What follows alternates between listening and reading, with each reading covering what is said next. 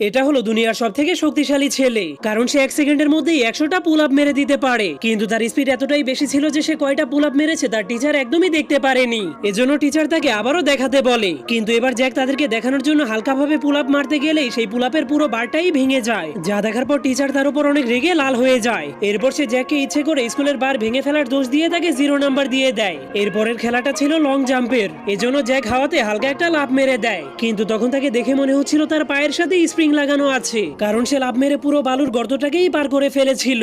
যা দেখে সবগুলো স্টুডেন্ট অনেক অবাক হয়ে গেলেও টিচার তাকে বলে, তুমি বালির পুরো গর্তটাকেই পার করে ফেলেছো, এজন্য তোমাকে 0 নাম্বার দেওয়া হবে। এরপরের খেলাটা ছিল 100 মিটারের দৌড় প্রতিযোগিতা, এজন্য রেস শুরু হয়ে গেলেই সব স্টুডেন্ট দৌড়াতে শুরু করে দেয়। কিন্তু জ্যাক কিছু একটা ভাবতে ভাবতে সেখানেই দাঁড়িয়ে ছিল, কিন্তু তার হুঁশ ফিরে আসলেই সে এমন জোরে একটা লাফ মারে যে সে সোজা হাওয়াতে উড়ে যায়। কিন্তু সে নিচে নেমে আসলেই সবাই দেখতে পায় যেখান থেকে সে দৌড় শুরু করেছিল সেখানে অনেক বড় একটা গর্ত হয়ে গিয়েছে, যা দেখে মনে হচ্ছিল সেখানে একটা উল্কাপিণ্ড